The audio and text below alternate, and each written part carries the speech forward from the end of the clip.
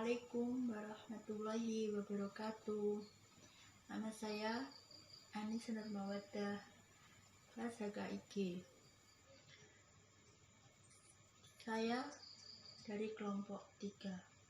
Teman saya Aprilia Septianingsih dengan Arina Hidayatul Istiqomah. Baik, saya di sini akan menjelaskan materi tentang kekuasaan kehakiman. Yang pertama, pengertian kekuasaan kehakiman. Pengertian kekuasaan kehakiman. Kekuasaan kehakiman dalam konteks negara Indonesia adalah kekuasaan negara yang merdeka untuk menyelenggarakan peradilan guna menegakkan hukum dan keadilan berdasarkan Pancasila demi terselenggaranya negara hukum Republik Indonesia. Perubahan Undang-Undang Dasar 1945 telah membawa perubahan dalam kehidupan ketatanegaraan. Berdasarkan perubahan tersebut, ditegaskan bahwa kekuasaan kehakiman dilaksanakan oleh Mahkamah Agung dan badan peradilan yang ada di bawahnya dalam lingkungan peradilan umum, lingkungan peradilan agama, lingkungan peradilan militer, dan lingkungan peradilan tata usaha negara. Ada juga Mahkamah Konstitusi. Selain itu terdapat pula Peradilan Syariah Islam di Provinsi Aceh yang merupakan pengadilan khusus dalam lingkungan peradilan agama dan lingkungan peradilan umum. Di samping perubahan mengenai penyelenggaraan kekuasaan kehakiman, Undang-Undang Dasar 1945 juga memperkenalkan suatu lembaga baru yang berkaitan dengan penyelenggaraan kekuasaan kehakiman, yaitu Komisi Yudisial. Komisi Yudisial bersifat mandiri yang berwenang mengusulkan pengangkatan hakim agung dan mempunyai wewenang lain dalam rangka menjaga dan menegakkan kehormatan, keluhuran, martabat serta perilaku hakim. Selanjutnya, Undang-Undang Nomor 4 Tahun 2004. Perubahan Undang-Undang Dasar 1945 yang membawa perubahan mendasar mengenai penyelenggaraan kekuasaan kehakiman membuat perlunya dilakukan perubahan secara komprehensif mengenai undang-undang ketentuan-ketentuan pokok kekuasaan kehakiman. Undang-Undang Nomor 4 Tahun 2004 tentang kekuasaan kehakiman mengatur mengenai badan-badan peradilan penyelenggara kekuasaan kehakiman. Asas-asas penyelenggaraan kekuasaan kehakiman, jaminan kedudukan dan perlakuan yang sama bagi setiap orang dalam hukum dan dalam mencari keadilan. Undang-Undang Nomor 4 Tahun 2004 sudah diubah menjadi Undang-Undang Nomor 48 Tahun 2009 tentang kekuasaan kehakiman. Yang pertama, pengalihan badan peradilan.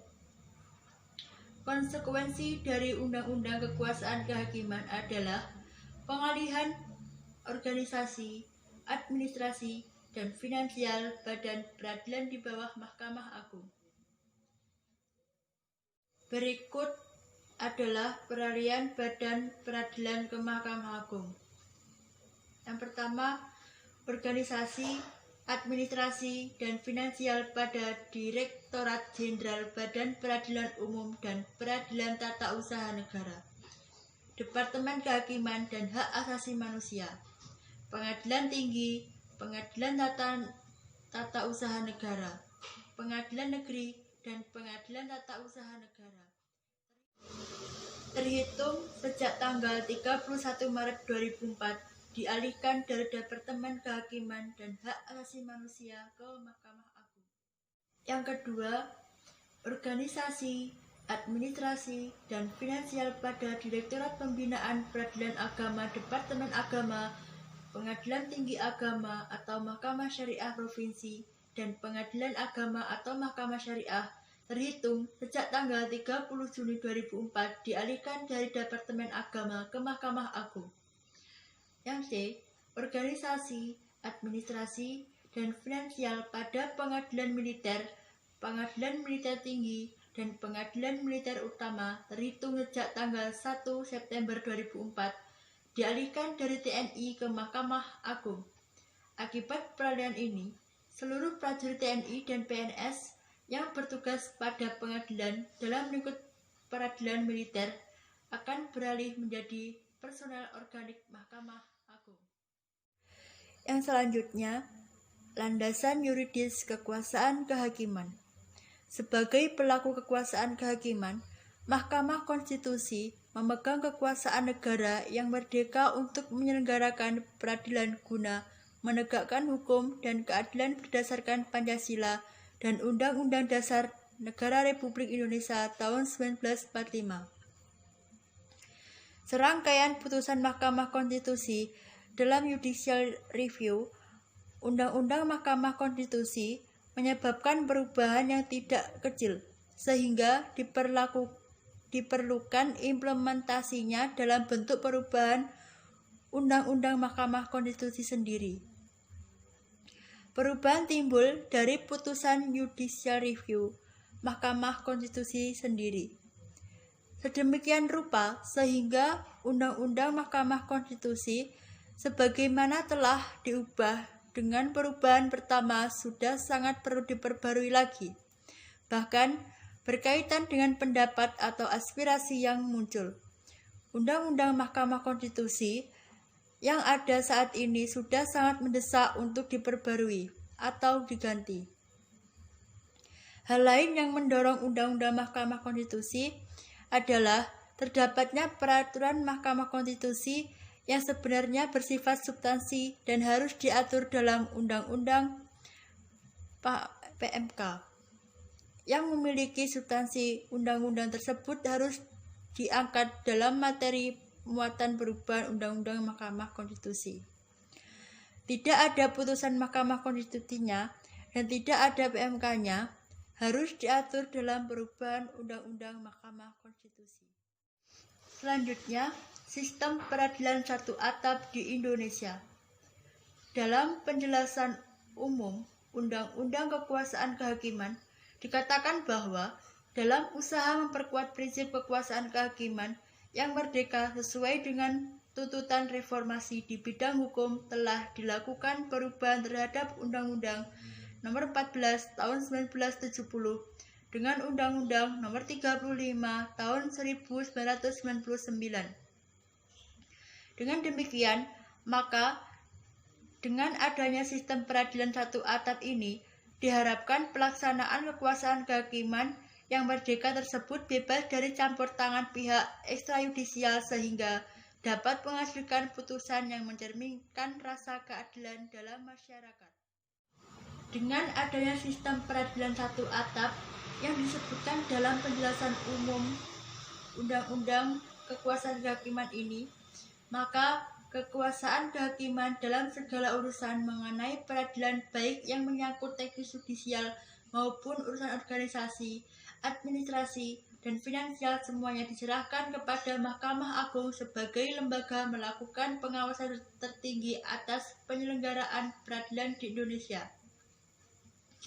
Dengan demikian, maka dalam hal semua penyelenggaraan peradilan termasuk di dalamnya pembentukan pengadilan dan peningkatan kelas pengadilan menjadi tanggung jawab Mahkamah Agung sebagaimana ditentukan dalam Kepres Nomor 21 Tahun 2004 tentang pengalihan organisasi, administrasi, dan finansial di lingkungan peradilan umum dan peradilan tata usaha negara. Berdasarkan Kepres Nomor 21 Tahun 2004 dan Kepresidenan Nomor 56 Tahun 2005 tentang pengalihan organisasi administrasi dan finansial pengadilan dalam lingkungan peradilan militer dan Mabes TNI ke Mahkamah Agung. Pada tahun 2006, Mahkamah Agung Republik Indonesia telah mengeluarkan pola kelembagaan peradilan sebagai pedoman dalam menyelenggarakan peradilan di bawah satu atap. Sebelumnya, klasifikasi serta persyaratan pembentukan pengadilan negeri dan pengadilan tinggi diatur dalam Surat Keputusan Menteri Kehakiman nomor M.08AT.01.10 tahun 1994 tentang penetapan pola pembinaan peradilan di lingkungan peradilan umum dan peradilan tata usaha negara. Meskipun dikenal dengan asas pengadilan yang bebas untuk mengadili dan memutus perkara yang diajukan kepadanya dan bebas dari campur tangan pengaruh pihak ekstrayudisial, sebagaimana ditentukan dalam sistem pengadilan satu atap ini. Namun, masih banyak putusan hakim yang menurut masyarakat kontroversial dan mengusik rasa keadilan dalam masyarakat. Sebagaimana diketahui bahwa sistem itu terbuka, tetapi di dalam sistem hukum terdapat sistem terbuka dan sistem tertutup. Sistem terbuka mempunyai hubungan timbal balik dengan lingkungannya. Oleh karena itu, sistem peradilan juga tidak terlepas dari pengaruh-pengaruh lingkungannya. Lemahnya pengawasan yang selama ini dimiliki oleh institusi peradilan mengakibatkan tumbuhnya mafia peradilan turut memburuk hasil akhir dari proses pemeriksaan perkara di pengadilan. Selanjutnya, struktur peradilan. Pada dasarnya, yang disebut struktur peradilan itu berhubungan dengan institusi kekuasaan kehakiman itu sendiri. Pasal 1 Undang-Undang Kekuasaan Kehakiman menegaskan bahwa kekuasaan kehakiman adalah kekuasaan negara yang merdeka untuk menyelenggarakan peradilan guna menegakkan hukum dan keadilan. Dengan menempatkan Mahkamah Agung sebagai puncak peradilan, maka pembentuk undang-undang menghendaki adanya kesatuan peradilan. Kekuasaan kehakiman berkaitan dengan fungsinya untuk menegakkan hukum dan keadilan meliputi Kepolisian Negara Republik Indonesia, Kejaksaan Republik Indonesia, dan juga advokat, terdapat dalam Pasal 41 Undang-Undang Kekuasaan Kehakiman. Selanjutnya, substansi peradilan. Berbicara tentang substansi peradilan, itu dikaitkan dengan ketentuan bagaimana proses peradilan itu dilaksanakan. Menurut Pasal 5 Ayat 1 Undang-Undang Kekuasaan Kehakiman, pengadilan mengadili menurut hukum. Ini artinya, hakim dalam mengadili suatu perkara harus sesuai dengan hukum yang berlaku, dalam arti hakim mengadili tetap berada dalam sistem hukum. Substansi peradilan yang berhubungan dengan peraturan-peraturan tentang jalannya peradilan harus memenuhi rasa keadilan masyarakat, tidak diskriminatif, dan responsif. Selanjutnya, budaya hukum. Dalam Pasal 31 Undang-Undang Kekuasaan Kehakiman ditetapkan bahwa hakim adalah pejabat yang melakukan kekuasaan kehakiman yang diatur oleh undang-undang. Budaya hukum ini berhubungan kesadaran hukum dari pelaksana kekuasaan kehakiman. Dalam Pasal 32 Undang-Undang Kekuasaan Kehakiman disebutkan bahwa sebagai pejabat yang melakukan kekuasaan kehakiman, hakim harus memiliki integritas dan kepribadian yang tidak tercela, jujur, adil, profesional, dan berpengalaman dalam bidang hukum. Dalam melaksanakan ketentuan ini, dibentuk Komisi Yudisial berdasarkan Pasal 24B Undang-Undang Dasar 1945. Komisi Yudisial merupakan suatu lembaga yang bersifat mandiri, dibentuk berdasarkan konstitusi, mempunyai kewenangan yang berkaitan dengan penyelenggaraan kekuasaan kehakiman dalam rangka menjaga dan menegakkan kehormatan, keluhuran martabat, serta perilaku hakim. Sebagai penegak hukum dan keadilan, hakim sebagai pejabat penyelenggaraan kekuasaan kehakiman di pengadilan diharapkan dapat mewujudkan cita-cita hukum atau ideal rights, yaitu keadilan, kemanfaatan, dan kepastian hukum dalam masyarakat yang menjadi tujuan dari penegakan hukum melalui putusan-putusan yang dihasilkannya. Sekian dari saya. Bab selanjutnya akan dijelaskan oleh Aprilia dan Arina. Terima kasih. Di sini saya akan menjelaskan tentang pemikiran trias politika. Yang pertama saya akan membahas tentang pengertian trias politika. Apa sih trias politika itu? Kata trias politika itu berasal dari bahasa Yunani yang yaitu tri yang berarti tiga, as yang berarti poros atau pusat, dan politika yang berarti kekuasaan. Jadi trias politika adalah suatu pusat kekuasaan yang dibagi menjadi tiga bagian kekuasaan. Trias politika merupakan suatu prinsip normatif bahwa kekuasaan-kekuasaan ini sebaiknya tidak diserahkan kepada orang yang sama untuk mencegah penyalahgunaan kekuasaan oleh pihak yang berkuasa. Trias politika ini merupakan pembagian kekuasaan secara horizontal atau secara fungsinya. Maksudnya pembagian ini lebih mengedepankan pada pembedaan antara fungsi pemerintahan, yaitu kekuasaan legislatif, kekuasaan eksekutif, dan kekuasaan yudikatif. Yang kedua yaitu sejarah pemikiran trias politika. Sejarah munculnya pemikiran trias politika diawali pada abad pertengahan, yaitu tahun 1000 sampai 1500 Masehi, ketika kekuasaan politik menjadi sebuah persaingan antara monarki yang dipimpin oleh raja atau ratu, pimpinan gereja, dan kaum bangsawan.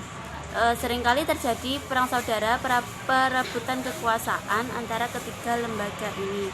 Ketidakstabilan politik tersebut menjadi pemicu para pemikir Eropa untuk menemukan konsep pemerintahan yang lebih efektif. Dengan ini muncullah nama-nama seperti John Locke dan Montesquieu yang dikenal dengan pemikiran trias politika.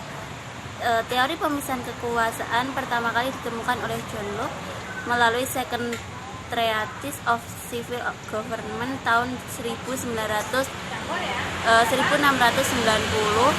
Dia berpendapat bahwa kekuasaan untuk menetapkan hukum tidak boleh dipegang sendiri oleh mereka yang melaksanakannya.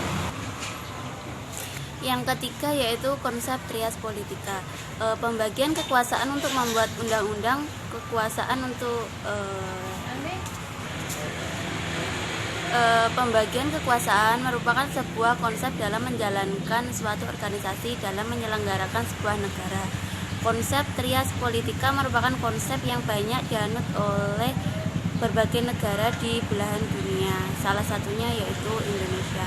Konsep dasar trias politika membagi kekuasaan menjadi tiga lembaga berbeda, yaitu kekuasaan legislatif, yaitu kekuasaan yang membuat undang-undang. Kekuasaan ini biasanya yaitu MPR, DPR, dan DPD. Yang kedua yaitu kekuasaan eksekutif, yaitu kekuasaan untuk menjalankan atau melaksanakan undang-undang. Kekuasaan ini biasanya yaitu kepala negara atau presiden, wakil presiden, para menteri dan pejabat yang setara dengan para menteri. Kekuasaan yang ketiga yaitu kekuasaan yudikatif. Kekuasaan yudikatif atau bisa disebut dengan kekuasaan kehakiman adalah kekuasaan yang berkewajiban mempertahankan undang-undang dan berhak memberikan peradilan kepada rakyatnya. Kekuasaan yudikatif ini yaitu biasanya Mahkamah Agung dan Mahkamah Konstitusi. Yaitu tadi yang bisa saya jelaskan tentang konsep pemikiran trias politika. Baik, saya akan menjelaskan poin yang terakhir, yaitu penerapan law enforcement. Penegakan hukum atau law enforcement dalam arti luas mencakup kegiatan untuk melaksanakan dan menerapkan hukum serta melakukan tindakan hukum terhadap setiap pelanggaran atau penyimpangan hukum yang dilakukan oleh subjek hukum, baik melalui prosedur peradilan ataupun melalui prosedur arbitrase dan mekanisme penyelesaian sengketa lainnya. Pengertian penegakan hukum dapat pula ditinjau dari sudut objek hukumnya. Dalam hal ini, terdapat artian secara luas dan sempit. Dalam artian luas, penegakan hukum itu mencakup nilai-nilai keadilan yang tergandung di dalamnya. bunyi aturan formal yang maupun nilai-nilai keadilan yang hidup di masyarakat. Tetapi dalam artian sempit, penegakan hukum itu hanya menyangkut penegakan peraturan yang formal dan tertulis saja. Penegakan hukum itu kurang lebih merupakan upaya yang dilakukan untuk menjadikan hukum baik dalam arti formil yang sempit maupun dalam artian material yang luas sebagai pedoman dalam setiap perbuatan hukum baik oleh subjek hukum yang bersengketa maupun oleh aparatur penegak hukum yang resmi diberi tugas dan kewenang oleh undang-undang untuk menjamin fungsi norma-norma hukum yang berlaku dalam kehidupan bermasyarakat dan bernegara. Aparatur penegak hukum mencakup institusi penegak hukum dan aparat orangnya. Aparatur penegak hukum yang terlibat dalam proses tegaknya hukum itu dimulai dari saksi, polisi, penasihat hukum, jaksa, hakim, dan petugas sipir pemasyarakatan.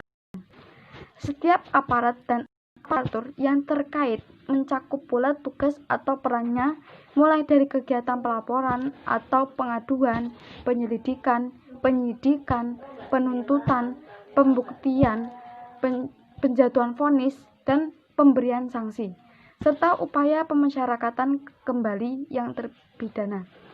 Dalam proses bekerjanya aparatur penegak hukum itu, terdapat 3 elemen penting yang mempengaruhi, yaitu yang pertama, institusi penegak hukum beserta berbagai perangkat sarana dan prasarana pendukung dan mekanisme kerja kelembagaannya.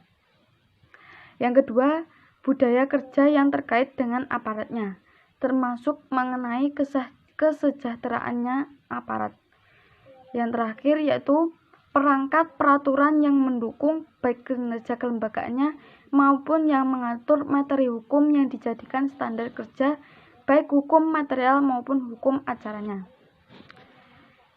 Baik, itu presentasi dari kami. Kurang lebihnya mohon maaf. Wassalamualaikum warahmatullahi wabarakatuh.